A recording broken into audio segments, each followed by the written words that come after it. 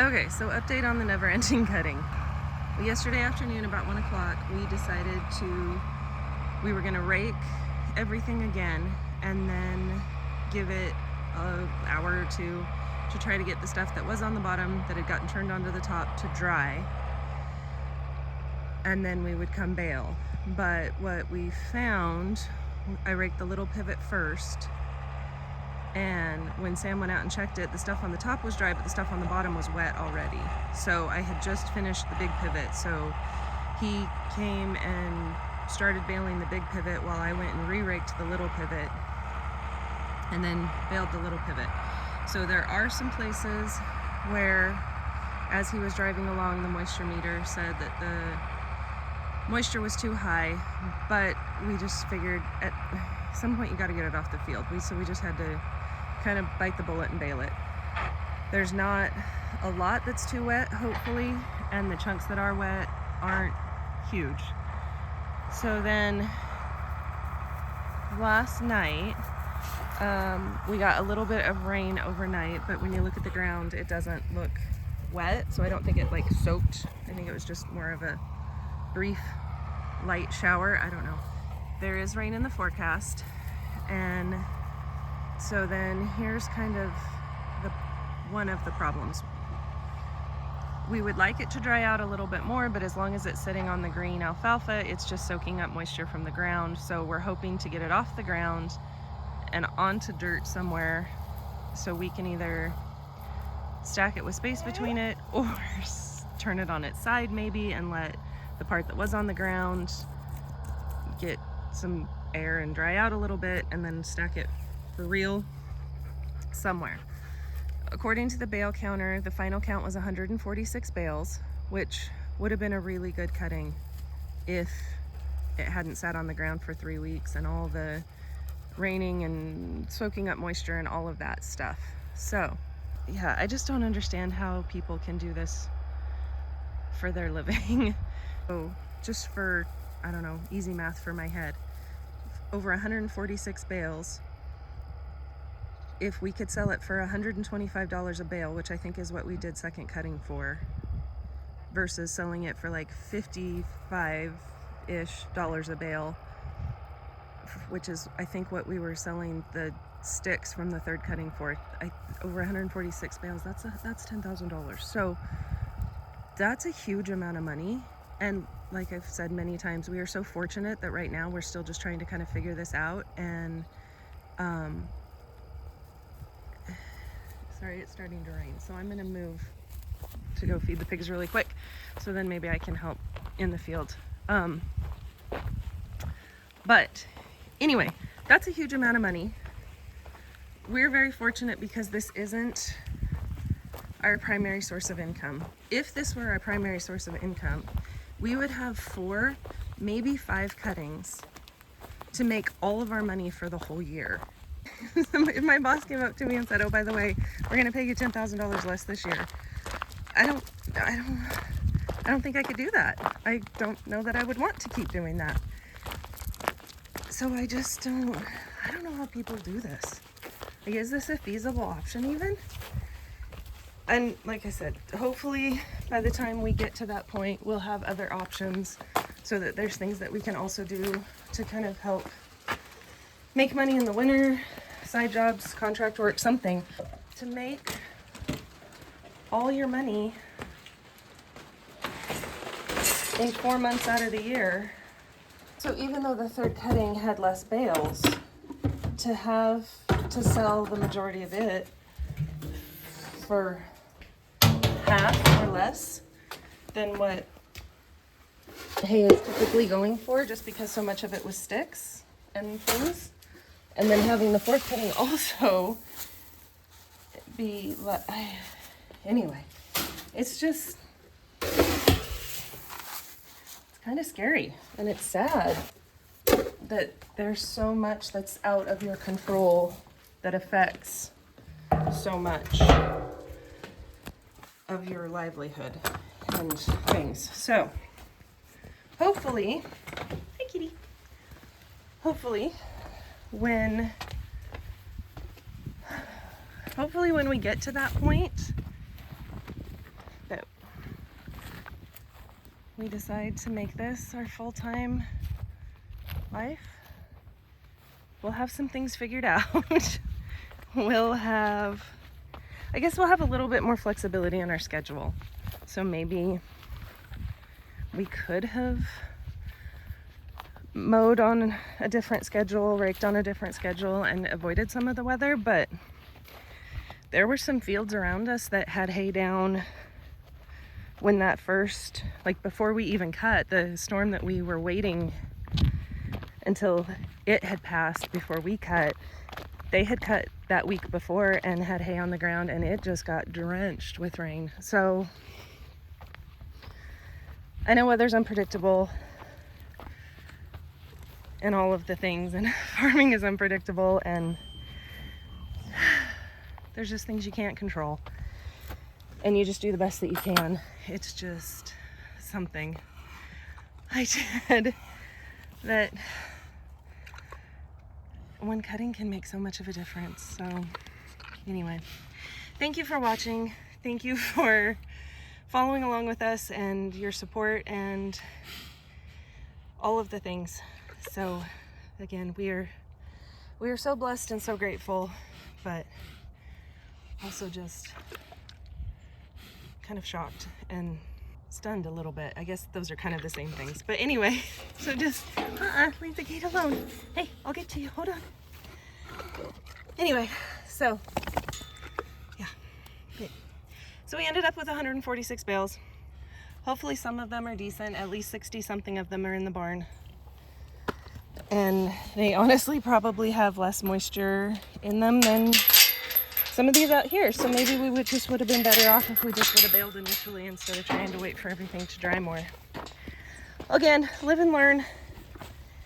And just because it worked once doesn't mean it'll be the same next time. Probably we'll have a 5th cutting, probably, just to make it so the alfalfa is not too tall in the spring. Depending on weather conditions, forecasts, things, you want to give the alfalfa, about a month before it freezes, I guess, to kind of prepare itself for winter. So we probably have, here you go, buddy. Oh, go, buddy. We probably have 3-ish weeks of irrigation left, and then that'll be off for the year. So I don't know. Yeah, it's kind of all a conundrum at this point, but we will keep you posted as we figure it out. And again, we really appreciate your support and well wishes and encouragement. So thank you. So I ran into the bird poo shop really quick because I was up feeding the pigs and the rain decided to get real about it. So this is now what we have happening. And yeah, so I mean, you kind of just, at this point, you just have to laugh, because what else are you going to do? Sam said, do we even bother at this point, because putting the one that's wet, that's been sitting on the ground, that the bottom is now wet, putting it on top of the one that is now wet from the rain isn't going to help anything. So I think we're going to head out to the little pivot where they were already super wet and slimy, so those aren't going to matter. We can let these sit, soak up some water, and then maybe at least the tops will dry. I don't know. At this point, I just don't even. What's the right answer? What do you do? Yeah. Anyway. I love this whole, I mean, if I just take a step back and not think about the money part of it or anything, because again, just just the irony of it all. Like we keep we keep trying, and we watch the forecasts, and we make these plans, and then the rains come, or the wind comes, or whatever. What are we doing wrong? How do we do it right? How? I don't even know. So, again, thank you for following along, and hopefully you can laugh with us and commiserate with us all at the same time, and know that this too shall pass, and everything will be fine in the end. And we are so fortunate and so blessed, and this is just a tiny little speed bump in the whole road of learning how to farm and making this our life. So I just kind of want to clarify, I hope it doesn't sound like I'm just whining and complaining. It's really more just trying to process the whole thing and understand and learn from it. Sam told me there wasn't any point in going out back because, one, with the rain on the windshield, it's really hard to see, and the ground's slick and all the things. So he's was just gonna stack those bales back there. He thought there were only probably less than a dozen.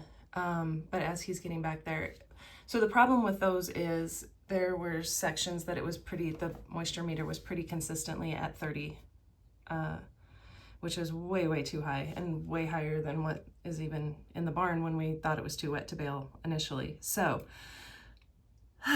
he was gonna stack it kind of back in the back where we had some kind of already trash bales from, I think, our first year. And then he thought that maybe we could offer it to our neighbor who has some cows, that maybe they could just throw it out on the ground right now, and the cows could at least mumble through it and start eating it before it has a chance to rot too much, which I would much rather have it go to some, like, a useful purpose than just sit there and rot. So if he can put it on his field and his cows will eat it right now, then that makes me feel better that it's not a total waste, even if, like I said, even if we just give it to him for free, it's going to a good cause. So I don't feel bad about that at all. It just dawned on me as I was out raking the little pivot, the field, our neighbor's field right next to us, they were out swathing yesterday. So all of that hay that is fresh cut is sitting on the ground and got all this rain on it. When we were driving to Ontario yesterday, there is a couple of fields on Highline and on Holly that they cut their hay a few days ago. So some of it I think had already been raked, and some of it was waiting to be raked. So we're not the only people in this situation. It's not that we, are complete novices and don't know what we're doing and we're just doing it wrong. There's a lot of people around us that have been doing this for a very long time that are in the same situation. So I guess that makes me feel a little bit better in that it isn't necessarily an us issue. It's just sometimes there's bad luck in farming. And I guess to further accentuate that point, a couple years ago when we were rotating out the alfalfa and we did wheat, I think we were selling the wheat for between $6 and $7. I think they do it by the bushel, maybe, is how they pay for wheat, or by the pound. I don't know. I feel like there was a bushel thing in there somewhere. Anyway, so our contract was that we were getting paid between $6 and $7 a bushel. And Sam just got a text because we're still on the email, text, whatever, for the prices of corn and wheat, just for our curiosity. But anyway, last, I think, Friday, so just 2 days ago, the price of wheat is $4 a bushel. So again, how do people do this as their primary income? I feel horrible for anyone that has to try to survive doing things that are so out of their control. But I'm sure that there's great years too, and maybe that's just what you have to do. It's just like anything else. You just try to save up when it's good so that you have a nest egg for when it's horrible. But yeah, again, we have a lot to learn, and I am excited about the learning process. I just I'm also a little bit taken back by the process. I hope it didn't sound like I was complaining. That was not my intent. It was just shock and confusion. So again, thank you for all of your encouragement, all of your support. I love hearing how you guys do things and how it works for you, because the more information we have, the better equipped we are to do this better. So anyway, thank you. It took 21 days, a full 3 weeks, but we have all of the fourth cutting hay off of the field.